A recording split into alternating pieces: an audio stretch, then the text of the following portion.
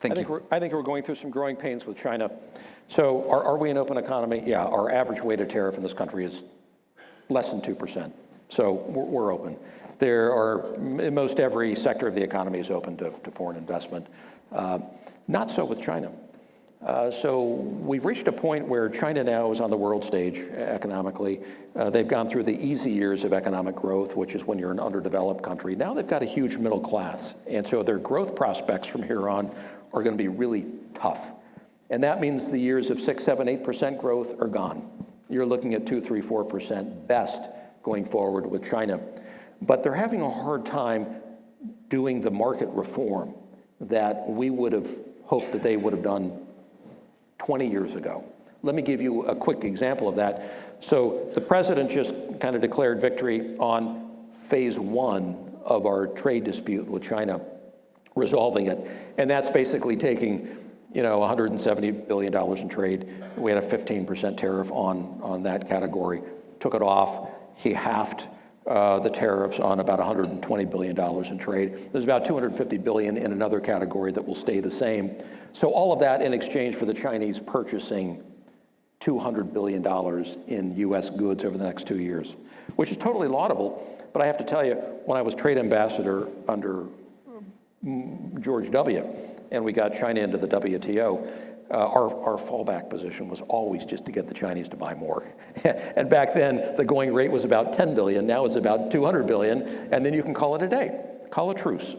And that's kind of where we are. We can high-five each other, and we've taken tariffs down, so it'll be less onerous for some of the great companies in this room. But the phase 2 part is what I worry about, because we're asking the Chinese to do something that they're not prepared to do. And they're not prepared to do it because they can't. And the Chinese will never do anything for which they'll lose face in the international community or in front of their own people. These are issues concerning indigenous innovation. So what do the Chinese want? They want to pick winners. They want a Boeing, a GE, a Bank of America. They want a Disney. They want all the great name brands in the world homegrown. They're tired of buying from us. They're tired of recognizing U.S. supremacy in all of these categories. And that means that they have to force some of our companies that do business there to transfer their technology to the Chinese end of the JV so that they can then develop it. Weaning them from that is going to be really hard.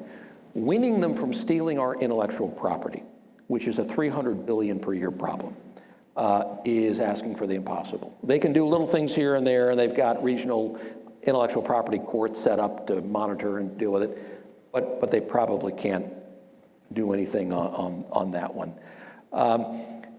There are a couple of other categories that we're asking for that are quite difficult. So this is all part of the phase 2. The hardest thing for them right now is how do you reform 100,000 doggy state-owned enterprises? Now, some of these state-owned enterprises are the biggest companies in the world.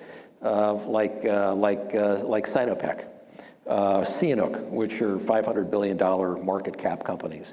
But aside from those, you've got 100,000 really doggy, poor-performing regional state-owned enterprises, and they don't know what to do with them. They all have non-performing loans. They don't meet the metrics of any kind of international standard. And by reforming them, you're putting huge numbers of people out of work. And we talked earlier about what unemployment does to stability in China. It ruins it. So we're asking for a lot of things that they just can't do right now. So ultimately, I think we're going to be like this. It'll be a standoff. Everyone loses in a trade war. I think we have to recognize that and make sure that we minimize the damage. Right now, the good economy is masking what could be greater damage to this country. So instead of growing at 2%, maybe we'd be growing at 2.5% or 3% if the tariffs were not applied or if we weren't carrying on this ongoing trade war. But when the economy begins to turn down, how much of this can we afford to do? We have an election coming up later this year. How will it play for 2020? Is being tough on China a vote-getting mechanism as against what it could do to the economy toward the end of the year? That's going to be a balancing act that the president's going to have to figure out. He's pretty good at that. And I suspect that his tough approach to China and opening markets will probably carry the day. So Harsh rhetoric, that will continue. I have no doubt about that. And probably calling some sort of timeout in imposing any more tariffs. I don't expect that we're going to see any more of those just because of the way they affect the marketplace. So hang on for the ride and get used to a world in which we have a real competitor.